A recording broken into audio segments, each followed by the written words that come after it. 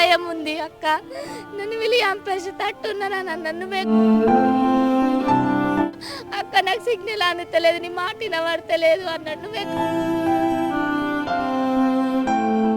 వివాహేతర సంబంధాలు ప్రాణాలు తీస్తాయని తెలిసినా ఎవ్వరూ మారడం లేదు. చాలా మంది యువకులు అడ్డదారులు తొక్కుతూ పండంటి కాపురాలను నిలువునా కూలుస్తున్నారు. చివరికి అవమాన భారంతో ప్రాణాలు తీసుకోవడం లేదా అవతలి వ్యక్తి ప్రాణాలు తీయడం చేస్తున్నారు. కరీంనగర్ జిల్లాలో వివాహేతర సంబంధం కారణంగా ఓ యువకుడు దారుణ హత్యకు గురైన ఘటన కలకలం రేపింది.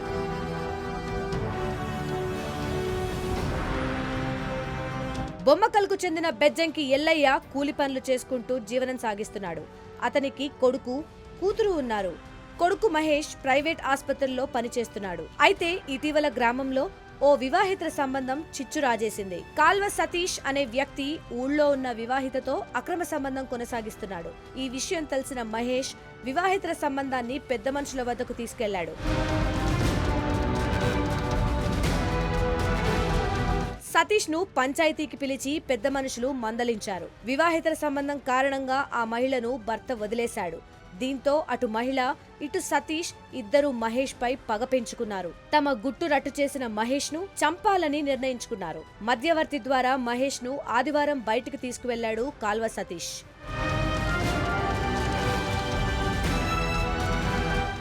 ఊరు చివరన కెనాల్ సమీపంలో ముగ్గురు కలిసి మద్యం సేవించారు. మద్యం మత్తులో సతీష్, మహేష్ల మధ్య మళ్లీ గొడవ జరిగింది. దీంతో బీర్ బాటిల్తో మహేష్ తలపై కొట్టి అతని గొంతు కోశాడు సతీష్. అతను చనిపోయాడని తెలుసుకుని అక్కడి నుంచి పారిపోయాడు. సమాచారం అందుకున్న పోలీసులు, గ్రామస్తులు హుటాహుటిన ఘటనా స్థలానికి చేరుకున్నారు. అప్పటికే మహేష్ మృతి చెందడంతో మృతదేహాన్ని ఆసుపత్రికి తరలించారు. హత్య కేసు నమోదు చేసి పోలీసులు దర్యాప్తు చేస్తున్నారు. చనిపోయే ముందు తన తమ్ముడు చివరగా తనకే ఫోన్ చేశాడని మృతుడి సోదరి చెప్తోంది. తనను చంపేస్తున్నారని, కాపాడాలంటూ చెప్పాడని కన్నీరు పెట్టుకుంది. నెట్వర్క్ సరిగ్గా లేకపోవడంతో ఫోన్ కట్ అయిందని, ఆ వెంటనే ఫోన్ చేసినా తన తమ్ముడు తీయలేదంటూ బోరున విలపించింది. ప్రాణ భయం ఉంది అక్క.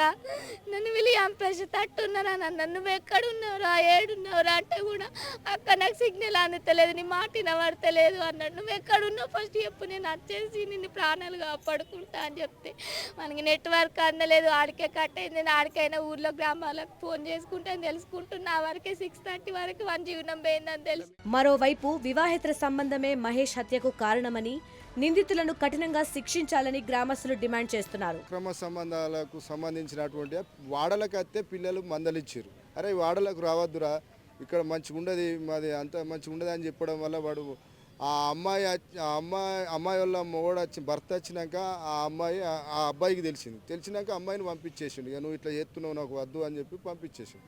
పంపించిన తర్వాత కొద్ది రోజులకు వీడు మళ్ళీ కాల్వ సతీష్ అనేటోడు ఆ అమ్మాయికి మళ్ళీ లైన్ కలుపుకొని మాట్లాడుకుంటుండే. వాళ్ళిద్దరు లేకపోతే నేను నా భర్తకు నేను దూరం అయిపోయినా, వాళ్ళిద్దరు దొరకబెట్టి నువ్వు వాళ్ళను చంపాలి అనే దాని మీద ఈ అమ్మాయి వీనికి కాల్వ సతీష్కి చెప్పడం జరిగింది. సతీష్ అనేటోడు ప్లాన్గా ఆనికి బీరు కొనుకొచ్చి తాగి అది చేసి వీడు నిలబడి ప్రిపేర్ అయి ఉన్నాడు అన్నట్టు. సతీష్ గారు ఊర్లో ఏమనుకుంటున్నారు అంటే వీడు 10 లక్షలకు మాట్లాడుకొని 5 లక్షలు మొన్న తీసుకొని ఈ వారం 10 రోజుల నుంచి ప్లాన్ చేయడం జరిగింది. చూసారా, వివాహేతర సంబంధం తప్పని చెప్పినందుకు ఓ నిండు ప్రాణాన్ని బలి తీసుకున్నారు. ఇలాంటి వాళ్లను కఠినంగా శిక్షిస్తేనే మిగతా వాళ్లలో భయం పుడుతుందని జనాలు కోరుకుంటున్నారు. ప్రపంచంలో ఏ మూల ఏ క్షణం ఏం జరుగుతుందో వేగంగా తెలుసుకోవడానికి తొలి వెలుగు వాట్సాప్ ఛానల్ ని ఫాలో చేయండి.